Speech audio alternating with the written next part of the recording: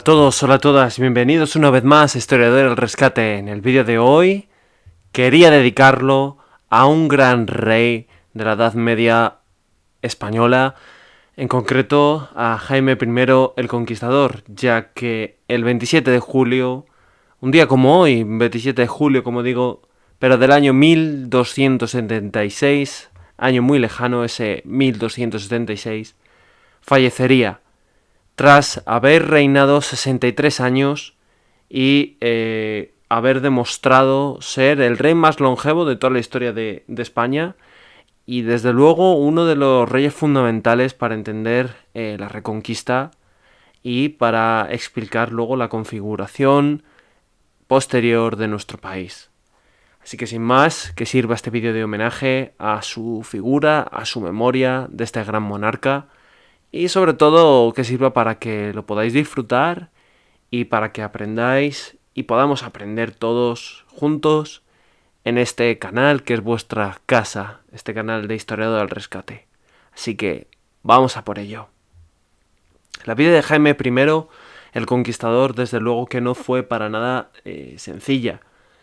Simplemente, si estudiamos su vida como nos la dan en el colegio, pues yo hago de profe aburrido y os tendría que decir que fue rey de Aragón, de Valencia, de Mallorca, conde de Barcelona, conde de Urgel, señor de Montpellier, de Rosellón, de Cerdaña, vizconde de Carladés y barón de Homeladés. Y os quedáis como estáis. Pero voy a omitir una presentación de la vida de este personaje tan monótona como esta. Antes de hablar de él, nos remontamos a sus padres.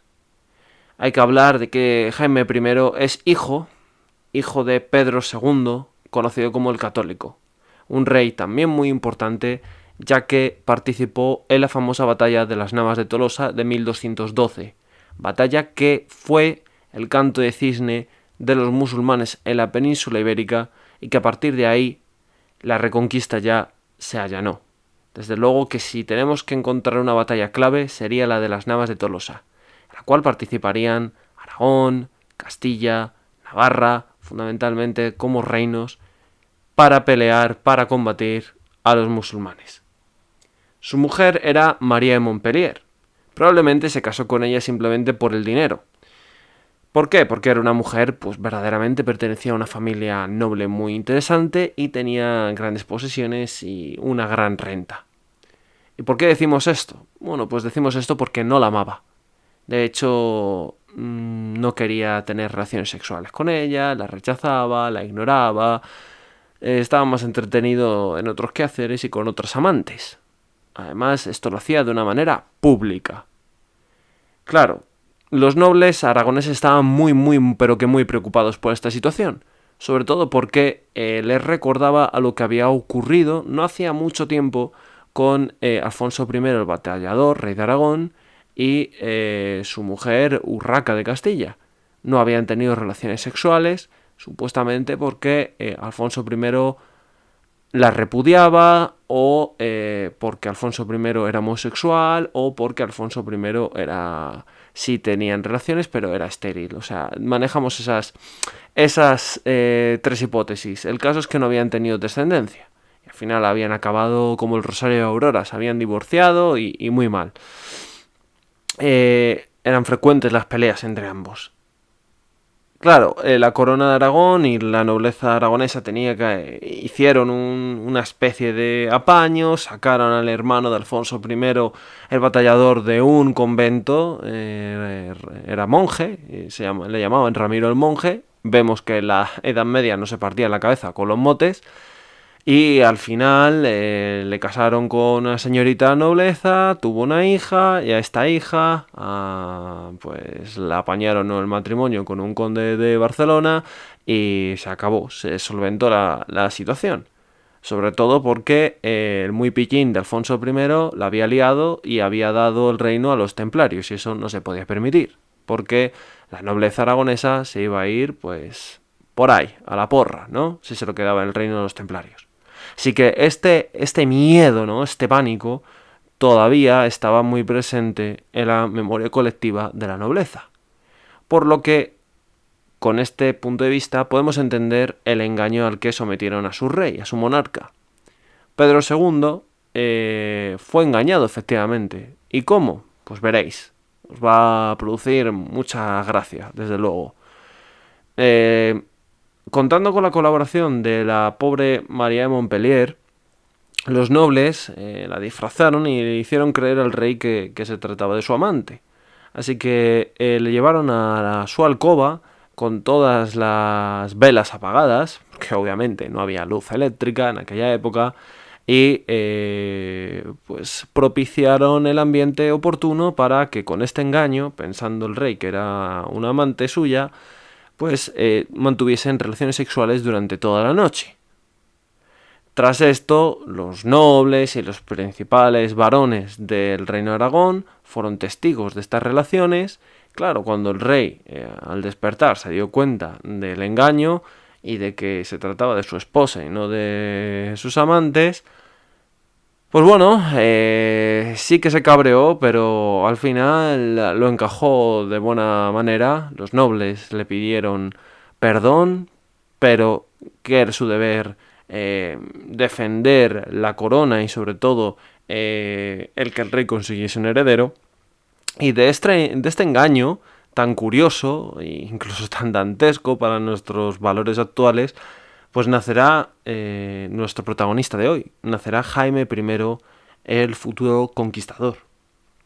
Por lo tanto, podemos pensar que verdaderamente su padre, Pedro II, pues no amaba a su hijo. Había sido fruto de un engaño. Y de hecho, prácticamente no llegó a conocerle. Se quedó durante sus primeros meses de vida con su madre, con María de Montpellier. Y además, ironías del destino, todo hay que decirlo, Pedro II cogió a su hijo y se lo entregó a Simón de Montfort. Simón de Montfort era un noble muy importante y se lo entrega con el objetivo de que cuando tenga edad de casarse, pues contraiga matrimonio con su hija Amicia. Hasta entonces, el pobre Jaime tenía que permanecer casi como una especie de prisionero de lujo en Carcassonne, en la fortaleza de Carcassonne, al sur de Francia, hasta la edad de 18 años, cuando ya tendría la edad de merecer para contraer matrimonio con esta muchacha. Asimismo, Pedro II le entregaba a Simón de Montfort su hijo, pero con la calidad de conviértete en el tutor de mi chaval y cásala con tu hija, ¿vale? Asimismo, le alejo de mis tierras porque no le quiero ni ver. Es fruto del engaño y de las relaciones sexuales con su madre, la cual no la odio, no la soporto. Eso debía pensar por aquel entonces Pedro II. Sin embargo, los planes se le van a truncar a Pedro II. Tenemos que los territorios de la corona de Aragón, en el sur de Francia, eran abundantes y pertenecían a esta monarquía, a esta corona, a esta entidad política. Se va a iniciar en esos momentos la cruzada albigense. ¿Por qué? Pues porque fundamentalmente debido a la herejía cátara. No me voy a meter a explicar la herejía cátara, ya tengo un vídeo y subiré a iVoox próximamente ese vídeo en formato podcast para que podáis aprender más sobre la herejía cátara. Es un vídeo además muy cortito, de unos 15 minutos, pero con mucha sustancia. El caso es que los cátaros, pues bueno, pues suponían un ataque al dogma de fe de la Iglesia Católica. Así que desde Roma, desde la Iglesia Católica, desde el papado, se va a lanzar pues una cruzada en su contra. Claro, Pedro II esto no lo podía permitir, porque al fin y al cabo los cátaros eran vasallos suyos. Así que sale en su defensa y en la batalla de Murat, a pesar de la relativa superioridad numérica de los aragoneses, el ejército aragonés va a salir derrotado y, catástrofe, Pedro II muere en la batalla y sobre todo muere a manos de Simón de Montfort, el cual era un caballero que estaba al servicio del ejército cruzado. Ironías del destino, ahora lo entendéis. El que era el tutor de su hijo, pues va a acabar su mano, acabará con la vida del rey Pedro II. Así que claro, tenemos a un Jaime pobrecito, en Francia. Su padre ha muerto y además le repudiaba. Su madre le tenía cierto aprecio, pero tampoco llegó a conocerla mucho. Y además en 1213 fallece, igual que el padre. Por lo tanto, ahora el pobre muchacho pues no tiene mucho sentido que permanezca en Francia. Porque obviamente las negociaciones del enlace matrimonial se han roto. Así que la nobleza aragonesa reclama a Simón de Montfort que entregue a Jaime. Pero este se niega. Este se niega y durante un año van a estar las presiones, el tira y afloja de la nobleza aragonesa con Simón de Montfort. Hasta que ya interviene incluso el papado y finalmente Simón de Montfort entrega a Jaime, a la nobleza aragonesa. Jaime va, una vez ya en Aragón, en su casa, en su tierra, va a estar bajo la tutela de la Orden del Temple. Por eso esta historia es muy bonita, porque reúne como muchos elementos típicamente medievales, o que han quedado al menos en la imagen, ¿no? Que la gente tiene de la Edad Media, como son los templarios, la famosa orden militar del Temple. Los templarios le van a estar formando durante muchos años, durante su adolescencia, sobre todo en la lucha, en la estrategia y obviamente la religión católica. No nos olvidemos que eran monjes guerreros. En concreto, el tutor de Jaime I durante su estancia con los templarios va a ser Guillermo de Montredón, el cual era maestre del Temple en Aragón. Y durante todos estos años Jaime se va a encontrar en el castillo de Monzón, que por cierto, Monzón es espectacular. Aquí podemos observar, es una fortaleza gigantesca, Monzón, y merece mucho la pena ser visitada, la verdad. Es uno de los grandes restos arqueológicos del Temple en nuestro país. En 1218, con tan solo 10 años de edad, Jaime I va a ser declarado pues, mayor de edad por las Cortes de Lérida, cuando previamente, en 1214, incluso había llegado a jurar delante de estas Cortes, siendo proclamado rey. Claro, debido a esta corta edad, pues los nobles se van a aprovechar y bueno, van a organizar distintas revueltas, como siempre, ¿no? Para intentar obtener más poder. Incluso van a llegar a hacerle prisionero con 13 años, tanto a él como a su primera esposa, Leonor de Castilla, en 1220, en la ciudad de Zaragoza. Más tarde, obviamente, va a ser liberado y conseguirá más tarde el rey aplastar esta revuelta. Y a partir de ahí es cuando Jaime I, un poco por mantener la paz social en sus territorios y otro por esa mentalidad impetuosa de extender sus dominios, va a apoderarse de dos territorios fundamentales que van a hacer que a este rey se le conozca como el conquistador. Primero va a dirigir la conquista de Mallorca. La conquista de Mallorca va a ser muy violenta. Estaba Mallorca bajo el dominio de los musulmanes. Y bueno, de hecho, Jaime, hay que tener en cuenta que en su vanguardia siempre va a utilizar a los templarios y a los almogávares. Los almogávares eran unas tropas, no me gustaría definirlas como mercenarios, porque sería injusto. Eran bastante leales a la corona de Aragón. Digamos que podrían ser soldados de fortuna o guerreros que se alistaban a cambio de una soldada a las huestes del rey, pero no eran tan traidorzuelos como, por ejemplo, en el caso de los mercenarios de Italia. Tenían unas fuertes creencias católicas y sobre todo un gran sentido del honor por la defensa del rey. Siempre se ha identificado que los almogávares eran puramente aragoneses, y eso es mentira, o incluso catalanes, y eso es mentira. Los almogávares no solo estaban en la corona de Aragón, sino también en la de Castilla. De hecho, Fernando III el Santo, cuando conquiste Córdoba, pues van a emplear a almogávares en su vanguardia. De hecho, van a ser los que pongan el pie a la puerta dentro de Córdoba y conquisten varios arrabales. Si no me creéis, pues si vais al callejero de Córdoba, a día de hoy hay varias calles dedicadas a estos almogávares que asaltaron la ciudad califal, la antigua ciudad califal. En cualquier caso, es que los moros van a capturar a algunos aragoneses y los van a crucificar delante del ejército de Jaime I. Esto lo único que va a provocar es que se envalentonen las almas de estos guerreros aragoneses y consigan asestar una derrota tal a los moros que al final deban abandonar Mallorca.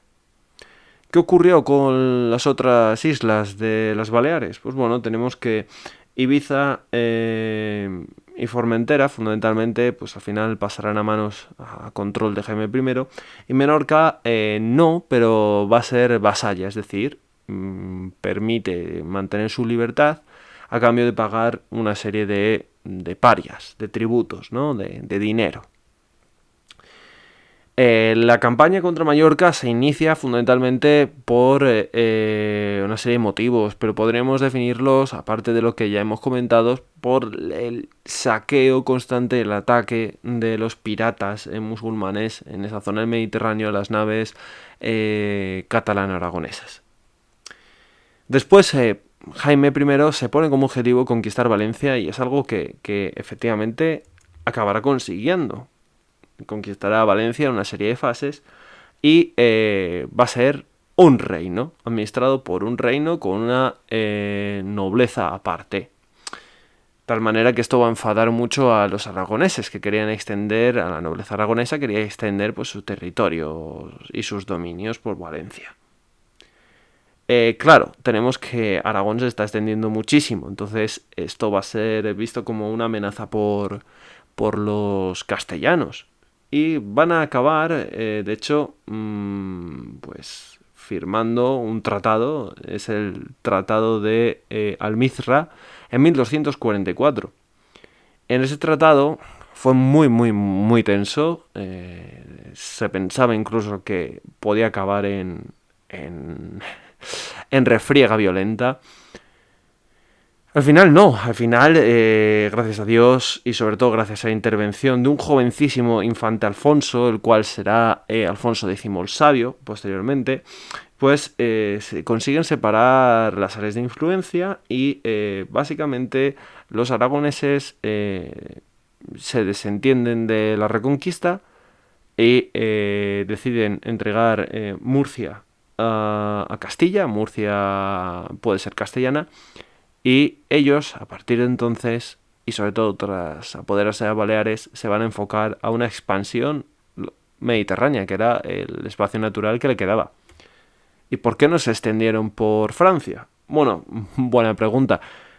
Fundamentalmente por el Tratado de Corbeil en 1258, en el cual, ante un Luis X el Santo, ¿no? Pues básicamente tenemos que Jaime renuncia a los territorios del sur de Francia a cambio de que los franceses renuncien a su derecho sobre los condados catalanes. Hay que recordar que los condados catalanes procedían de la marca hispánica de Carlomagno. Finalmente, por esto hemos hablado de su obra política, conquistadora, ¿no? Finalmente, tenemos que Jaime se casará 2 veces. La primera con Leonor de Castilla, que era un fruto de un amor juvenil, pero bueno, no llegaron a... Sobre todo por parte del rey, porque hay que comentar que Jaime era muy mujeriego, pues no llegó a congeniar, no llegó a cuajar, ¿no? Con su esposa, el matrimonio. Así que pedirá al Papa la anulación, porque supuestamente eran familia, creo que eran primos, si mal no recuerdo. y el Papa se lo concede, así que se vuelve a casar con Violante de Hungría. Esta sí que la va a querer, va a tener de hecho 9 hijos con ella, de los cuales hay que distinguir 2, que serán Pedro III el Grande y Jaime II. Importante, ¿por qué estos 2? Bueno, fundamentalmente porque si vemos el testamento de Jaime I el Conquistador, a su hijo Pedro III el Grande le va a dar fundamentalmente la corona de Aragón, el condado de Barcelona, y le va a dar también pues un poco el reino, ¿no?, de Aragón como tal. Mientras que a Jaime II pues le va a dar solamente Mallorca. Claro, está Mallorca y los territorios que todavía tenía de Rosellón, de Cerdaña, etcétera, ¿no? Esta disparidad a la hora de la herencia pues va a provocar a la larga enfrentamientos entre los hermanos. De hecho, Pedro III el Grande se va a casar, un matrimonio apañado y preparado por Jaime I, con Constanza de Sicilia o Constanza de Hohenstaufen, la cual pues era la heredera, por así decirlo, del reino de Sicilia, lo que pasa que había sido expulsada por los franceses de allí. Así que tras una campaña militar tenemos que Aragón ya se apoderará de Sicilia, iniciando así esa expansión por el Mediterráneo, y que hay que tener en cuenta que Aragón en el Mediterráneo va a dominar pues con el tiempo Sicilia, Cerdeña, el sur de Italia y los ducados de Atenas y Neopatria en Grecia. Ojo, que se extiende hasta Grecia y allí estarán durante 100 años. Los motivos de esto están relacionados con los almogávares, pero lo explicaré en otro vídeo si veo que este vídeo tiene o despierta vuestro interés. Y por último, simplemente comentar que ya en sus últimos años de vida, Jaime intentará entrar en la Orden del Císter, pues un poco arrepentido por la cantidad de bastardos que ha ido dejando en el mundo. Os dije que era un rey, pues que le aparte de conquistador de tierras, pues era un conquistador de corazones y tenía muchas amantes. Y sin embargo, la muerte le sorprendió antes de entrar en el Císter. Se hizo enterrar con el vestido, ¿no?, la vestimenta de fraile cisterciense. Y un día como hoy, tal y como dije, de 27 de julio de 1276, fallece este gran rey. Un rey que cambió para siempre la historia de nuestra nación. Si os ha gustado el vídeo, esta pequeña píldora de historia, por favor darle al like, suscribiros, dejarme vuestras opiniones por los comentarios y como siempre os deseo que seáis buenos y seáis felices. Chao.